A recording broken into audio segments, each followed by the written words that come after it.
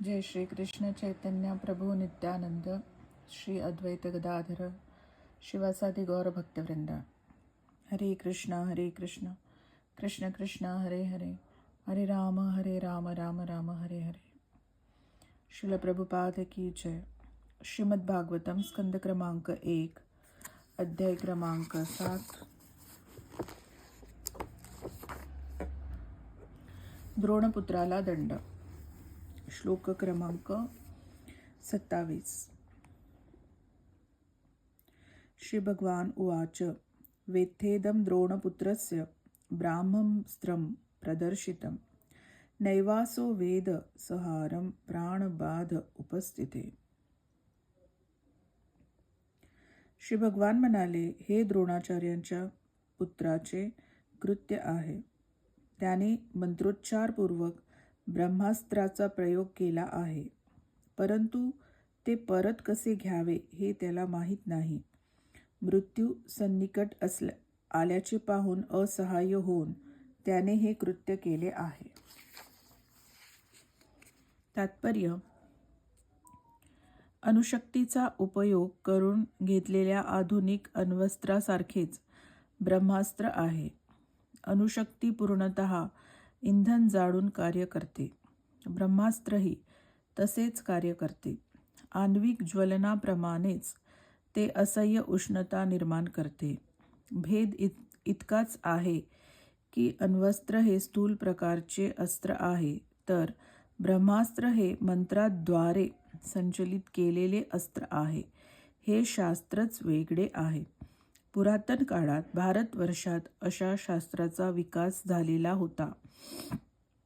मंत्रोच्चारणाचे सूक्ष्म विज्ञान सुद्धा भौतिकच आहे, परंतु आधुनिक शास्त्रज्ञांना त्याचे ज्ञान झालेले नाही. हे सूक्ष्म विज्ञान आध्यात्मिक नाही, परंतु सूक्ष्मतर आध्यात्मिक पद्धतीशी त्याचा संबंध आहे. मंत्रोच्चारणाने अस्त्र फेकणारा ते अस्त्र कसे वापरावे, ते कसे आवरावे हे जाणीत असे. ते त्याचे पूर्ण ज्ञान असे. परंतु येथे ज्याने या अस्त्राचा वापर केला होता तो द्रोणाचार्यांचा पुत्र अश्वत्थामा ते अस्त्र परत कसे घ्यावे हे जाणीत नव्हता. प्राणसंकट उपस्थित झाले म्हणून त्याने त्याचा प्रयोग केला होता. त्याचे हे वागणे अयोग्यच नव्हते, तर धर्माविरुद्ध होते.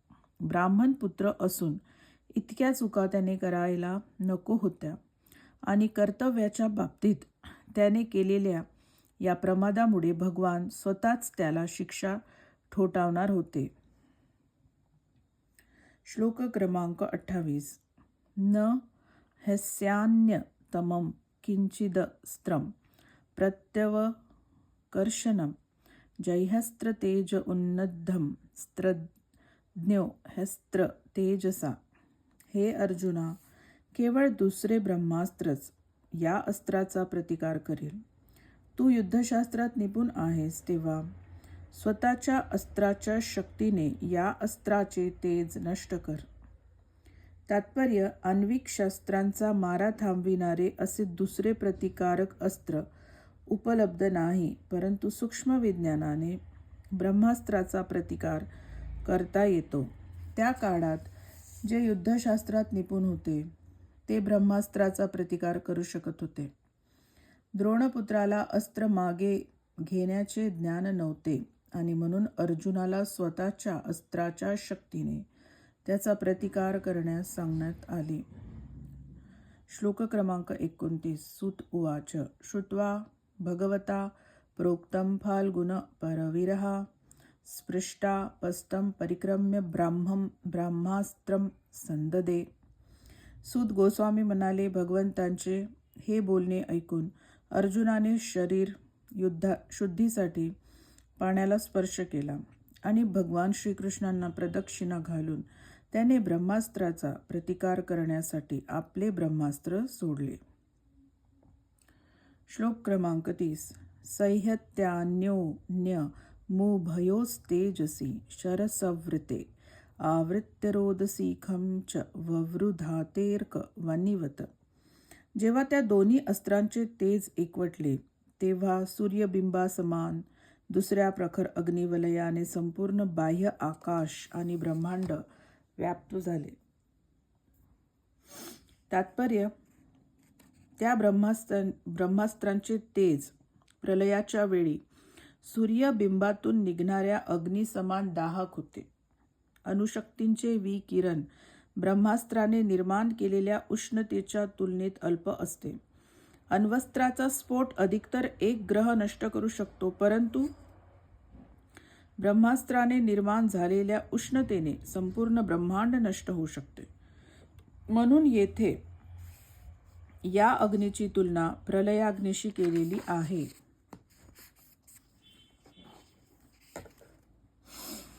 श्लोक क्रमांक 31. यष्ट्रास्त्र तेजस्तु त्रयोस्त्रिल्लोकान् प्रदहन्महत दह्यमाना प्रजा सर्वा सावर्त कमंसत. त्या आयुधांच्या उष्णतेमुळे त्रैलोक्यातील प्रजाजन भाजून निघाले. त्यावेळी प्रलयसमयी उत्पन्न होणाऱ्या सावर्तक अग्नीची सर्वांना आठवण झाली. तात्पर्य, ब्रह्मांडात वरील भागात स्थित असलेले, मध्यावर स्थित असलेले आणि खालील भागात स्थित असलेले असे 3 लोक आहेत. जरी ब्रह्मास्त्र पृथ्वीवर सोडण्यात आले होते तरीही दोन्ही अस्त्रांच्या उष्णतेने संपूर्ण ब्रह्मांड व्याप्त झाले आणि भिन्न भिन्न लोकातील प्रजाजनांना तेव्हा सावर्तक अग्नीच्या भयंकर दाहकतेचा अनुभव आला. म्हणून सर्व ग्रहावर प्राणी सृष्टी आहे. अल्पबुद्धी असणारे भौतिकवादी समजतात तसे नाही. श्लोक क्रमांक 32. प्रजोपद्रव मालक्ष लोक व्यतिकरम च तम मतं च वासुदेवस्य संजहारार्जुनोद्वयम्. याप्रमाणे प्रजाजनांना होत असलेला उपद्रव व ग्रहलोकांचा सन्निकट आलेला विनाश पाहून श्रीकृष्णांच्या इच्छेप्रमाणे अर्जुनाने त्वरित दोन्हीही ब्रह्मास्त्रांना आवरून घेतले. तात्पर्य, आधुनिक अण्वस्त्रांच्या स्फोटामुळे सर्व जगताचा नाश होईल हे मत म्हणजे पोरकट कल्पना आहे. प्रथमतः जगताचा नाश करू शकेल इतके सामर्थ्य अणुशक्तीमध्ये नाही. दुसरे हे की अखेरीस सर्व काही भगवंतांच्या इच्छेवर निर्भर आहे. त्यांच्या इच्छे वाचून किंवा संमती वाचून काहीही रचना किंवा नाश करता येणार नाही. निसर्गाचे नियम सर्व शक्तिमान आहेत असे मानणे मूर्खपणाचे आहे. भौतिक प्रकृतीचे नियम भगवंतांच्या निर्देशांतर्गत आहेत. यास भगवद्गीतेत आधार आहे. तेथे भगवंत म्हणतात की प्रकृतीचे नियम त्यांच्या देखरेखीखाली कार्य करतात. जगाचा नाश केवळ भगवंतांच्या इच्छेनुसारच करता येईल, राजकारण्यांच्या लहरीने नाही. भगवंतांनी इच्छिले की द्रौणी व अर्जुन या दोहोंनी सोडलेली आयुधे आवरण्यात यावीत आणि अर्जुनाने त्यांना आवरले. तसेच सर्व शक्तिमान भगवंतांचे अनेक प्रतिनिधी आहेत. त्यांच्या इच्छेला येईल त्याप्रमाणेच ते कार्य करवून घेऊ शकतात. श्लोक क्रमांक 33. तत् आसाद्य तरसा दारुणम गौतमी सूतम बबंधामर्ष ताम्राक्ष पशुम रशनया यथा. क्रोधाने डोळे लाल झालेल्या अर्जुनाने गौतमीच्या त्या क्रूर मुलाला कौशल्याने पकडून एखाद्या पशुप्रमाणे दोराने बांधून टाकले. तात्पर्य, अश्वत्थाम्याची माता कृपी गौतमाच्या कुटुंबात जन्मली होती. या श्लोकातील महत्त्वपूर्ण गोष्ट अशी आहे की अश्वत्थामाला पकडून एका पशुप्रमाणे दोरीने बांधण्यात आले. श्रीधर स्वामींच्या मताप्रमाणे कर्तव्याचा भाग म्हणून या ब्राह्मणाच्या मुलाला एका पशुप्रमाणे पकडून आणणे अर्जुनाला क्रमप्राप्त होते. श्रीधर स्वामींच्या या सूचितार्थास श्रीकृष्णांच्या पुढे येणाऱ्या विधानाने संमती मिळते. अश्वत्थामा हा द्रोणाचार्य व कृपी यांचा पुत्र होता, परंतु आपल्या कर्तव्याने त्याने अधोगतीच्या दशेला स्वतःचे पतन करून घेतल्यामुळे त्याला ब्राह्मणासारखे नव्हे तर पशुसारखे वागविणेच योग्य होते. श्लोक क्रमांक 34. शिबिराय निनिशंतम रज्वा बद्धवा रिपुं बलाद प्राहार्जुनं प्रकुपितो भगवानंबुजेक्षण. अश्वत्थामाला बांधल्यावर अर्जुन त्याला शिबिराकडे नेऊ इच्छित होता. तेव्हा आपल्या कमळ नयनांनी पाहत भगवान क्रोधविष्ट अर्जुनाला म्हणाले. तात्पर्य, येथे अर्जुन आणि भगवान श्रीकृष्ण दोघेही रागावलेले असल्याचे वर्णन आहे. परंतु अर्जुनाचे डोळे ताम्रधातूच्या लाल गोळ्याप्रमाणे होते तर भगवंतांचे डोळे कमळाप्रमाणे होते. याचा अर्थ असा की अर्जुनाचा क्रोध आणि भगवंतांचा क्रोध एकाच श्रेणीचा नाही. भगवान दिव्य आहेत म्हणून ते कोणत्याही स्थितीत निरपेक्ष आहेत. त्यांचा क्रोध त्रिगुणात्मक भौतिक प्रकृतीच्या गुणांतर्गत असलेल्या एखाद्या बद्ध जीवाच्या क्रोधासारखा नाही. त्यांचा क्रोध आणि संतोष एकच आहे. त्यांचा क्रोध प्राकृतिक त्रिगुणांमध्ये प्रकाशित होत नाही. त्यांच्या भक्तांच्या कार्यार्थ त्यांच्या मनाचा कल दाखविणारे ते चिन्ह आहे, कारण हा त्यांचा दिव्य स्वभाव आहे. म्हणून जरी ते रागावले तरी ते ज्याच्यावर रागावतात त्याचे कल्याणच होते. ते सर्व स्थितीत अविकारीच राहतात. श्लोक क्रमांक 35. मैनम पार्थार्हसि त्रातुं ब्रह्म बंधुमिमं जहि योसावनागसह सुप्ता नवधिन्नीश बालकान.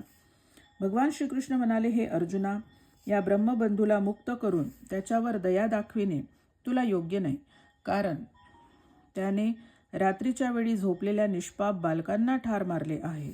तात्पर्य, येथे ब्रह्मबंधू शब्द महत्त्वाचा आहे. जो मनुष्य ब्राह्मण कुळात जन्म घेतो पण ब्राह्मणाच्या योग्यतेचा नसतो त्याला ब्रह्मबंधू म्हणतात. न्यायालयाच्या न्यायाधीशाचा पुत्र वास्तविक न्यायाधीश नाही, परंतु त्याला न्यायाधीशाचा नातलग म्हणण्यात दोष नाही. म्हणून जसा केवळ जन्माने कोणीही न्यायालयाचा न्यायाधीश होऊ शकत नाही, तसा जन्माधिकाराने कोणीही ब्राह्मण होत नाही. त्याला ब्राह्मणाची आवश्यक ती गुणवत्ता प्राप्त करावी लागते. ज्याप्रमाणे वरिष्ठ न्यायाधीशाचे पद योग्यता असलेल्या माणसाला मिळते, त्याप्रमाणे ब्राह्मणाची पदवीही केवळ गुणवत्तेनेच प्राप्त केली जाऊ शकते. शास्त्रांचा देखील हाच निर्णय आहे की ब्राह्मणा व्यतिरिक्त दुसऱ्या कुटुंबात जन्मलेल्या व्यक्तीत जर चांगली योग्यता असेल तर अशी गुणसंपन्न व्यक्ती ब्राह्मण म्हणून स्वीकारली जावी. त्याचप्रमाणे ब्राह्मणाच्या कुटुंबात जन्मलेल्या परंतु ब्राह्मणाची योग्यता नसलेल्या मनुष्याला ब्राह्मण म्हणता येत नाही. सौम्य शब्दात त्याला ब्रह्मबंधू म्हणावे. धर्मतत्वांचे वेदांचे अंतिम प्रमाण असणाऱ्या भगवान श्रीकृष्णांनी स्वतः या भेदाचे निर्देशन केले आहे. याचे कारण ते पुढील श्लोकात विशद करतात. श्लोक क्रमांक 36. मत्तम प्रमत्त मुन्मत्तम सुप्तम बालम स्त्रियम जडम प्रपन्नम विरथम भीतम न रिपुम हंती धर्मविद. जो धर्माची तत्वे जाणतो तो असावध उन्मत्त झोपलेला शरणागत रथहीन भ्यालेला असा आपला शत्रू तसेच स्त्रिया बालक वेडा यांना कधीही ठार करीत नाही. तात्पर्य, धर्माची तत्वे जाणणारा योद्धा संरक्षण करण्यात समर्थ नसलेल्या कोणत्याही शत्रूला ठार करीत नाही. पूर्वी धर्माच्या तत्वानुसार युद्धे लढली जात असत. इंद्रिय तृप्ती हा त्यांचा विषय नसे. त्यावेळी मदमत्त सुप्त इत्यादी वर उल्लेख केल्याप्रमाणे शत्रूची अवस्था असेल तर त्याला ठार केले जात नसे. असे हे धर्मयुद्धाचे काही नियम आहेत. पूर्वी स्वार्थी राजकारणी पुढाऱ्यांच्या लहरीने कधीही युद्ध केले जात नसे आणि युद्ध लढले गेले तर ते दुराचाररहित असे धर्मतत्वावर लढले जात असे. धर्मतत्वानुसार झालेली हिंसा तथाकथित अहिंसेपेक्षा अधिक श्रेष्ठ आहे. श्लोक क्रमांक 37. स्वप्राणान य परप्राणे प्रपुष्णात्यघृणखल तद्वधस्तस्य हि श्रेयो यद्दो शाद्यात्यध पुमान. दुसऱ्याच्या जीवनाचा नाश करून जो निर्लज्ज क्रूर मनुष्य आपले जीवन पोसतो त्याला त्याच्या कल्याणासाठी ठार केले पाहिजे, अन्यथा तो आपल्या कार्याने अधोगतीस जाईल. तात्पर्य, जो क्रूरप्रमाणे व निर्लज्जपणाने दुसऱ्याचे प्राण खर्चून आपले प्राण पुष्ट करतो त्याला प्राणास प्राण ही शिक्षा आहे. नरक गतीला जाणाऱ्या क्रूर माणसांना मृत्यूदंडाची शिक्षा देणे ही राजकीय नीती आहे. दुसऱ्याला ठार करणाऱ्या अपराध्याला शासकांनी दिलेली मृत्यूची शिक्षा त्या अपराध्याच्या कल्याणासाठीच आहे. त्यामुळे त्याला पुढील जन्मात अशा कर्माचे दुःख भोगावे लागत नाही. अशा मनुष्याला मृत्यूदंडाची दिलेली शिक्षा म्हणजे अल्पशिक्षा आहे. स्मृतिशास्त्राप्रमाणे राजाने ज्यांना अशी प्राणास प्राण तत्वाने शिक्षा केलेली असेल ते सर्व पापापासून मुक्त होतात आणि त्यांना स्वर्गापर्यंत वाट मोकळी होऊ शकते. धर्माची तत्वे आणि नागरी आचारसंहिता लिहून ठेवणाऱ्या थोर मनूप्रमाणे पशूचा वध करणाऱ्यालाही खुनी मनुष्याप्रमाणे मानण्यात यावे, कारण पशूचे मांस हे सुसंस्कृत माणसाचे अन्न नाही. मनुष्याचे मुख्य कर्तव्य आहे भगवत धामास परत जाणे आणि त्यासाठी स्वतःची सिद्धता करणे. मनू म्हणतात की पशुला ठार करण्याच्या क्रियेत पापी लोकांच्या टोळीची एक सुनिश्चित योजना असते आणि ज्याप्रमाणे एका माणसाला ठार मारण्यासाठी एकत्र येऊन कट रचणारे सर्वच जण दंडाला पात्र असतात, त्याप्रमाणे अशा पशुवधातील सर्वच जणांना दंड झाला पाहिजे. जो पशु मारण्यास संमती देतो, जो पशुला ठार करतो, जो त्याची विक्री करतो, जो त्या पशुला शिजवितो, जो त्याची विक्री करण्याची व्यवस्था करवितो आणि जो त्या पशुचे मांस खातो, ते सर्वच निसर्गाच्या नियमाप्रमाणे शिक्षेला पात्र आहेत. भौतिकशास्त्राची सर्वथा प्रगती झालेली असली तरीही कोणीही प्राणी निर्माण करू शकत नाही व म्हणून कोणालाही आपल्या स्वतंत्र लहरीने जिवंत प्राण्याला मारण्याचा अधिकार नाही. श्रुतीने पशु खाणाऱ्यांसाठी काही मर्यादित यज्ञांना अनुमती दिलेली आहे. कत्तलखान्यावर बंदी घालण्याच्या हेतूने अशी अनुमती दिली गेली आहे, पशुहिंसेला प्रोत्साहन देण्यासाठी नाही. शास्त्रामधील पशुयज्ञाचा विधी यज्ञीय पशु आणि मांस खाणाऱ्या अशा दोघांनाही चांगला आहे. चांगला या अर्थाने की यज्ञात बळी गेलेला पशु त्वरित मनुष्य योनीत जन्म घेतो व पशु खाणाऱ्याचे महापापापासून रक्षण होते. मांसाचा पुरवठा करणारे कत्तलखाने हे देशाला, समाजाला, सामान्य जणांना सोसाव्या लागणाऱ्या भौतिक दुःखांची भयंकर उगमस्थाने आहेत. भौतिक जग मुळातच चिंतांनी भरलेले स्थान आहे. पशुहिंसेला प्रोत्साहन दिल्याने युद्धे, रोग, दुष्काळ आणि नको असलेली अनेक संकटे यांनी संपूर्ण वातावरणच अधिकाधिक दूषित होऊन जाते. श्लोक क्रमांक 38. प्रतिश्रुतं च भवता पांचाले शृण्वतो मम आहरिष्ये शिरस्तस्य यस्ते मानिनी पुत्रः.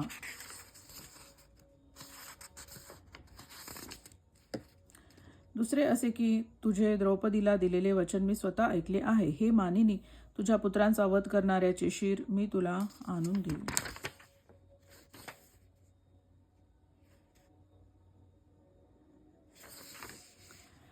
श्लोक क्रमांक 39. तदसो वध्यतां पाप आततायात्म बंधुहा भर्तुश्च विप्रियम वीर कृतवान कुल पांसन. हा मनुष्य आतताई असून तुझ्या कुटुंबियाचा वध करणारा आहे. या कुलांगाराने आपल्या स्वामीला देखील असंतुष्ट केले आहे, म्हणून त्याला तू त्वरित ठार कर. तात्पर्य: येथे द्रोणाचार्यांच्या पुत्राची कुलांगार संबोधून निंदा केली आहे. द्रोणाचार्यांच्या नावाचा मोठा आदर होता. ते जरी शत्रुपक्षाला मिळालेले होते तरी पांडवांनी नेहमी त्यांचा आदर केला होता. अर्जुनाने युद्धाला प्रारंभ होण्या अगोदर त्यांना प्रणाम केला होता, यात काहीच चुकले नव्हते. परंतु द्रोणाचार्याच्या पुत्राने द्विजांना किंवा उच्चवर्णीय द्विजांना न शोभणारी आणि त्यांच्याद्वारे अकरणीय अशी कृत्ये करून स्वतःचे अधःपतन केले होते. द्रोणपुत्र अश्वत्थाम्याने द्रौपदीच्या 5 पुत्रांचा झोपेत असताना वध केला होता. अशा कृत्यामुळे त्याने स्वतःच्या स्वामीला दुर्योधनाला असंतुष्ट केले होते. मांडवाच्या झोपलेल्या 5 मुलांना ठार मारण्याच्या घृणास्पद कृत्याला दुर्योधनाची कधीच मान्यता नव्हती. याचा अर्थ असा की अश्वत्थामा हा अर्जुनाच्या स्वतःच्या कुटुंबातील माणसांचा मारेकरी झाला, म्हणून त्याला शिक्षा करणे क्रमप्राप्त होते. जो सावध नसलेल्यावर अचानक घाला घालतो, मागून वार करून ठार करतो, दुसऱ्यांच्या घराला आग लावतो, दुसऱ्याची स्त्री पळवून नेतो, अशांना शास्त्राने मृत्यूदंडाची शिक्षा दिली आहे. भगवंतांनी या सर्व गोष्टीची अर्जुनाला जाणीव करून दिली, कारण त्याने याची दखल घेऊन योग्य तो निर्णय घ्यावयाचा होता. श्लोक क्रमांक 40. सुतुवाच एवं परीक्षता धर्मं पार्थ कृष्णेन चोदित नैच्छद्धन्तु गुरुसूतं यद्यप्यात्महनं महान. सूत गोस्वामी म्हणाले, अर्जुनाची आचारधर्म विषयक परीक्षा पाहण्यासाठी भगवान श्रीकृष्णांनी अर्जुनाला द्रोणाचार्यांच्या पुत्राला ठार मारण्याची प्रेरणा दिली. तथापि अर्जुनाचे मन मोठे होते. अश्वत्थाम्याने जरी त्याच्या परिवारातील माणसांचा वध केला होता तरीही त्याच्या मनात गुरुपुत्राला ठार मारण्याची इच्छा उत्पन्न झाली नाही. तात्पर्य: अर्जुन महान होता, यात शंकाच नाही. येथे हे सिद्ध होते. भगवान श्रीकृष्णांनी अश्वत्थामाला ठार मारण्याची अर्जुनाला प्रेरणा दिली होती, परंतु अर्जुन आपल्या महान गुरुच्या पुत्राला सोडून देण्याविषयी विचार करतो. निश्चितच अश्वत्थामा हा मनाच्या विकारांना अनुसरून वागणारा, अहितकर, घृणास्पद कार्य करणारा होता. परंतु अर्जुनाच्या दृष्टीने तो अंततः द्रोणाचार्यांचा पुत्र होता. भगवान श्रीकृष्णांनी अर्जुनाला बाह्यकारी प्रेरणा देऊन त्याच्या कार्यातील विवेकीपणाची परीक्षा पाहिली. अर्थात अर्जुन कार्यनिर्वाह करण्यात कच्चा होता असे नाही. आणि भगवान श्रीकृष्णांना अर्जुनाच्या कार्यनिर्वाहातील जाणतेपणा माहीत नव्हता असेही नाही. परंतु भगवान श्रीकृष्ण अनेक वेळा आपल्या शुद्ध भक्तांना कर्तव्याची जाणीव स्पष्ट करून देतात. त्यांनी गौडनीचीही अशी परीक्षा केली होती. प्रल्हाद महाराजांनाही अशी परीक्षा द्यावी लागली. सर्व शुद्ध भक्त भगवंतांच्या परीक्षेत यशस्वी होतात. श्लोक क्रमांक 41. अथोपेत्य स्वशिबिरम गोविंद प्रियसारथी न्यवेद यत्तम प्रियाये शोचन्त्या आत्मजानहता.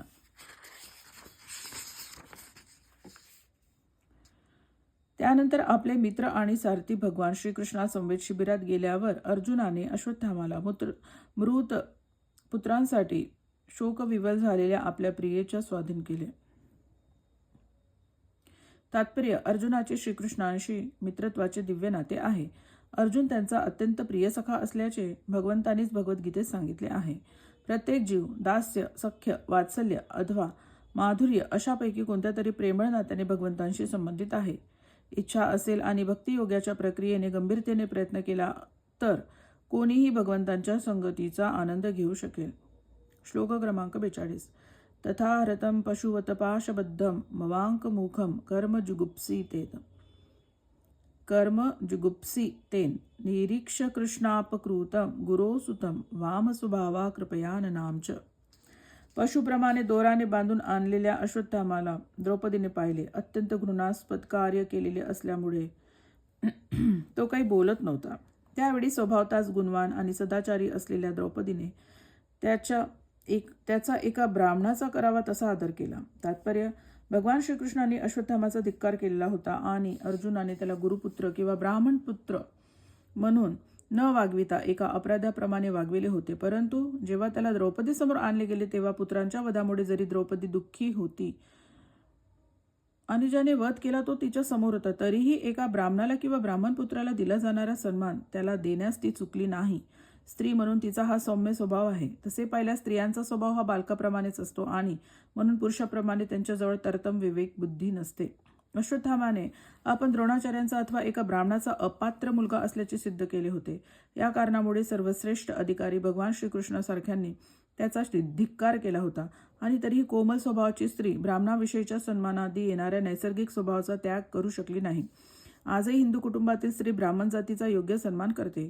तो कितीही पतित असो अथवा ब्रह्मबंधू असो, त्याला तिच्याकडून सन्मान मिळतो. परंतु पुरुष मात्र ब्राह्मण कुळात जन्मलेल्या आणि शूद्रापेक्षाही हीन कर्म असलेल्या ब्रह्मबंधूचा विरोध करू लागले आहेत. या श्लोकात वाम स्वभावा, सौम्य व सुशील हे विशिष्ट शब्द योजिलेले आहेत. साधारणपणे सरळ स्वभावाचा मनुष्य किंवा स्त्री कोणत्याही गोष्टीचा सहज स्वीकार करते. परंतु अधिक बुद्धिमान मनुष्य तसे करीत नाही. काही असो, केवळ सुशील बनून राहण्यासाठी आपण आपला विवेक त्यागू नये.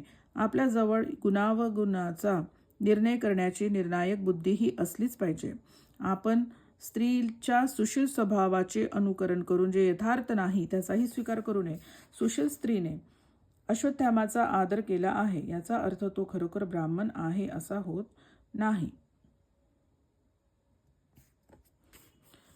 हरे कृष्णा कृष्ण कृष्ण हरे हरे, हरे राम राम राम हरे हरे. श्रील प्रभुपाद की जय.